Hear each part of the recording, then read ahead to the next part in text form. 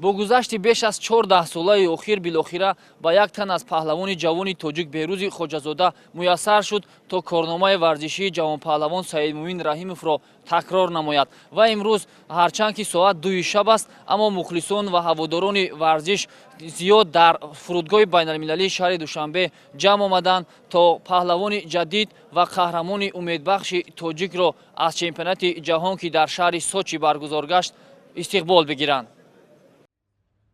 зимни истиқболи варзишгарон ҳамагон дар мавриди пайдо гардидани Саидмумини нав дар миёни тоҷикон ҳарф мезаданд, зеро бо гузашти солҳои зиёд касе дастоварди ҷаҳонпаҳлавон ва варзишгари dastoни тоҷикро такрор накарда буд. Аммо ба варзишгари 22-солаи тоҷик Беҳрӯзи Хоҷазода муяссар омад то ин нишондоди назаррасро бо гузашти 42 сол дубора такрор намояд. Паҳлавонони тоҷик аз ин сабқати ҷаҳонӣ дар маҷмӯъ 5 медал ба ватан оварданд ки аз ин шумора 2 биринҷӣ, 2 нуқра ва 1 тилло мебошад. дар маросими истиқболгирӣ роҳбарияти кумитаи кор бо ҷавонон ва варзиши назди ҳукумати ҷумҳурии Тоҷикистон, масъулини мақомоти иҷроияи ҳокимияти давлатӣ дар шаҳри Душанбе, мураббиён ва мухлисони бешумор дар фурудгоҳ ба ҳам омада буданд.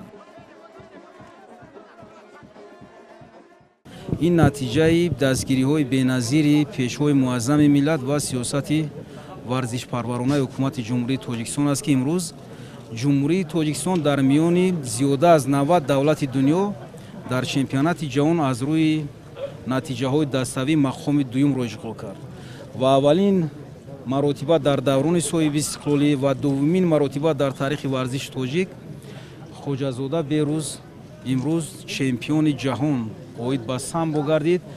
ин муваффақияти беназири варзиши тоҷикро мо ба кулли мухлисону ҳаводорон ва ба ҳар яки шумо муборакбод мегӯем ва умедвор ҳастем ки варзишгарони мо аз ин илҳоми тоза мегиранд ва баҳри дар оянда ба даст овардани қуллаҳои баланди мусобиқоти варзишӣ боз ҷаҳду талош хоҳанд кард. Беҳрӯзи Хоҷазода дар вазни 74 килограмм дар чемпионати ҷаҳон андари майдони рақобат гардид ва бар тамоми рақибонаш зафар ёфту унвони қаҳрамониро марбути номи худ сохт. нишони сатҳи олитарини ӯ барои тамоми мардуми тоҷик боиси ифтихору сарфарозист. Беҳрӯзи Хоҷазода донишҷӯи донишкадаи тарбияи ҷисмонии Тоҷикистон буда ин аввалин дастоварди ӯ дар майдонҳои сатҳи ҷаҳонӣ нест, зеро дар соли 2017 ӯ дар чемпионати ҷаҳон оид ба ҷудо низ ҳунарнамоӣ ҷолиб кард ва дар бозиҳои осиёии толорӣ бошад дар намуди самбо нишони тиллоро ба гардан овехта буд. ман саломи бепоёни худро ба тамоми мардуми тоҷик мерасонам ва алалхусус ба мухлисони гӯштин. баъд аз 42 сол мешавад ки дастоварди устод Саидмумин Раҳимовро тавонистам такрор намоям. дар даври финалӣ бо рақиби Беларусия қуввозмоӣ намудам. вақте ки ӯ дасти маро бо усули ладдеҳӣ, усули лад додан, ин бо усули лад додан дучор гардид. ман дар он ҷо ҳисси миллӣ, ҳисси ватандорӣ маро фаро гирифт. ман ба табло нигаристам ки дар он 19 сония вақт буд ва дигар тоқат намудам. дар баробари Беҳрӯз инчунин ду тан аз паҳлавонони дигари мо Акмалиддин Каримов ва Набимуҳаммад Хоркашев низ ба медали тиллои чемпионати ҷаҳон оид ба самбо наздик шуда буданд. аммо ин ду паҳлавон дар дидорҳои ниҳоӣ аз рақибони худ ноком шуданду зиннаи дуюмро ба даст оварданд.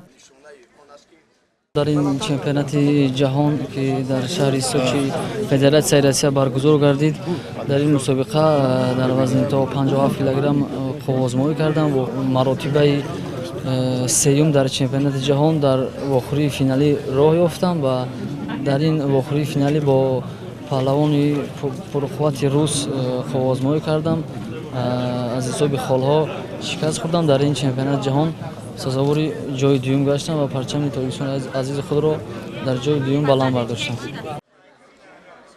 як тан аз паҳлавони дигари кишвари мо Зафар Олимшоев дар вазни 82 килограмм ба гирифтани медали биринҷии мусобиқот даст ёфт ва ҳамчунин варзишгари ҷавони умедбахш Сорбон Латипов бошад дар намуди самбои размӣ низ барандаи зиннаи сеюм шуд. این اولین مسابقه من میباشد که در چمپیونات جهان اشتراک کردم و خوشبختانه سزاوار مدال گشتم، سزاوار جای افتخاری گشتم. ҳамин тавр аз рӯи натиҷаи умумӣ мунтахаби самбои тоҷикистон ки дар ҳайати 10 нафар иштирок намуд баъд аз тими миллии Россия бо 5 медал дар мақоми дуюм қарор гирифт ки чунин дастоварди назаррасро самбочиёни мо дар даврони истиқлолият бори аввал аст ки нишон медиҳанд.